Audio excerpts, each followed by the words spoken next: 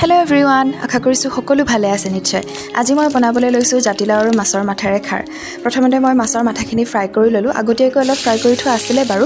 তাৰপিছত গৰম পেনখনত মই পিঁয়াজ, আদা, নহৰু, তেজপাত, জলকীয়া ইত্যাদি দি ভালদৰে লৰাই তাৰ ওপৰত দিলোঁ জাতিলাও আৰু কাটি থোৱা আলুখিনি। সেইখিনি ভালদৰে লৰাই অকণমান ঢাকন মাৰি দিলোঁ।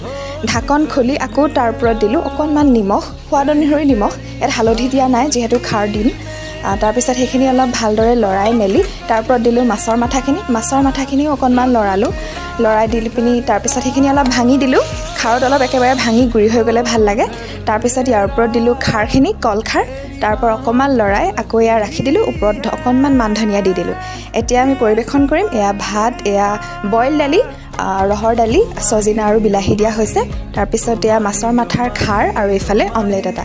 এনেকৈ আজি দুপৰীয়াৰ থালি। আশা কৰিছোঁ আপোনালোকৰ চাই ভাল লাগিব আৰু কেনেকুৱা পালে কমেণ্ট কৰি জনাব। ধন্যবাদ।